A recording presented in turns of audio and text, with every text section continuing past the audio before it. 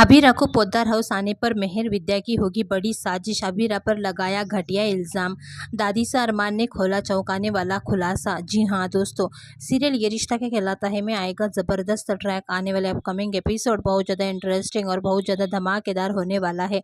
आने वाले upcoming story में आप सभी देखेंगे बेहद ही इंटरेस्टिंग ट्विस्ट देखने को मिलने वाला है, जहाँ पर आप सभी देखेंगे कहानी में आप सभी देख ही रहे हैं कि किस तरह से अभीरा जबरदस्ती घुस आई है पोद्दार हाउस में, वो भी दादी सा की देखरेख करने के लिए। लेकिन यहाँ पर मेहर को पता चलते ही बौखलाई ही मेहर और आई पोद्दार हाउस अभीरा को घर से निकलने के लिए। अब यहाँ पर मेहर और विद्या मिलकर अभीरा को गलत साबित ना कर दे, विद्या तब तक उसको कैसे सही से रह पाएगी। अब यहाँ पर आप सभी को बता दें आने वाले अपकमिंग एपिसोड में, यानी कि कल के एपिसोड में आप सभी देखेंगे विद्या एक घटिया हरकत करते हुए नजर आने वाली है। उसे परवाह ही नहीं है कि कोई जिंदा रहे या फिर मरे, उसको कोई परवाह नहीं है। उसको बस इतना ही है कि अभीरा इस घर में वापस नहीं आना चाहिए, चाहे दादी सा जिंदा रहे या मर जाए, उसको कोई परवाह नहीं है। यहाँ पर दादी सा के साथ एक ऐसा कांड करते हुए विद्या नजर आई है कि विद्या ने दादी सा की दवाइयाँ ही चेंज करते हुए नजर आई है और ऑक्सीजन का प्लग ही हटा देती है रूम में से। और ये सारी चीज़ें इसीलिए करती है ताकि अभीरा पर इल्ज़ाम आए। अब यहाँ पर आप सभी देख ही लिए है कि प्रोमो में कि किस तरह से अरमान ने कह दिया है कि अभीरा इस घर में तुम्हारी कोई ज़रूरत नहीं है और तुम देखरेख के लायक ही नहीं है। साबित कर दी कि वो किसी चीज़ के लायक नहीं है, वो इस घर से निकल जाए। लेकिन यहाँ पर आप सभी को बता दें कहानी में एक बहुत बड़ा ट्विस्ट ये होने वाला है। जी हाँ दोस्तों, आपको बता दें यहाँ पर पोद्दार हाउस में अभीरा को कोई पसंद नहीं कर रहा है, लेकिन तान्या जो है वो अभीरा को काफ़ी ज़्यादा पसंद करने लगी है और अभीरा की खुददारी और सब कुछ तान्या को पूरी तरह से बदल कर रख दी है। और तान्या को शक है कि कोई ना कोई घर में ही है जो अभीरा के लिए खतरा बन सकता है। इसीलिए तान्या एक ऐसा चीज़ रच दी है कि जिसकी वजह से पूरी फैमिली के पूरी तरह से होश ही उड़ जाएंगे।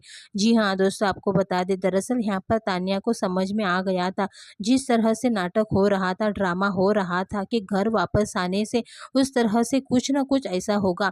और यहाँ पर तान्या ने वही किया, सीसीटीवी फुटेज सेट कर दिया था दादी सा के रूम में, और दादी सा के रूम में सीसीटीवी फुटेज सेट कर दिया था। और जब ये इल्ज़ाम लगा कि अभीरा कुछ देखभाल नहीं कर सकती है, अभीरा लापरवाह है, और ये सारी चीज़ें अरमान जब लगाता है कि वो वहाँ से ऑक्सीजन प्लग गायब कैसे हो गया है, कैसे हट गया है, कैसे हटा, और यहाँ पर जिस तरह से अभीरा को फिर से वो खींचकर घर से पोद्दार हाउस से बाहर ले जाता है, यहीं पर मेहर जो है वो अभीरा पर इल्ज़ाम लगाते हुए अभीरा के साथ मारपीट करना शुरू कर देती है। और विद्या तो यही चाहती है कि अभीरा कब इस घर से बेदखल हो जाए, लेकिन अभीरा भी अपने आप को प्रोटेक्ट करती है। और तान्या जो है वो तुरंत का तुरंत जाकर के पीछे से सीसीटीवी फुटेज चेक करती है और वहां पर उसे पता चलता है कि आखिरकार असली गुनहगार कौन है।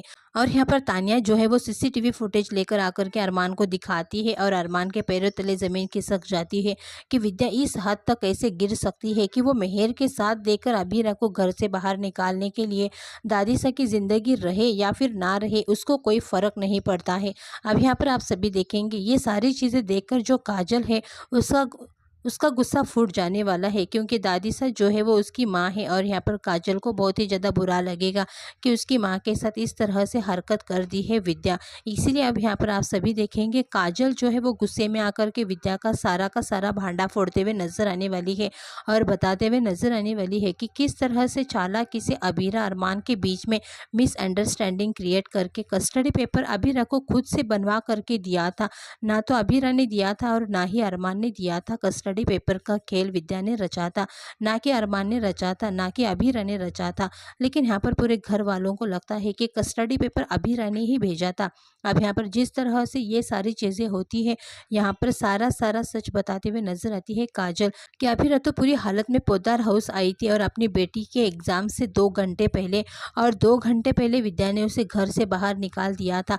यहाँ तक वो लड़की बेहोश हो गई थी, उसे हॉस्पिटल भेज दिया था और किसी को खबर तक कानों तक खबर नहीं होने दिया था। ये सच्चाई जैसे ही अरमान को पता चलेगा, अरमान को बहुत ही बड़ा झटका लगेगा। अरमान के साथ साथ पूरे परिवार को झटका लगेगा कि असली गुनहगार तो घर में ही बैठा हुआ था। जो अभीरा को सब कोई गुनहगार मान रहे थे, असली गुनहगार तो घर में ही बैठकर षड्यंत्र रच रहा है। और अब मेहर भी अपनी जाल में फंसते हुए नजर आई है। अब देखना काफ़ी ज़्यादा इंटरेस्टिंग होगा कि ये सच्चाई जानने के बाद अरमान क्या फैसला लेता है। फिलहाल दोस्तों, आप लोग कितने ज़्यादा एक्साइटेड हैं आने वाले अपकमिंग एपिसोड देखने के लिए? अपनी राय कमेंट करके ज़रूर बताना।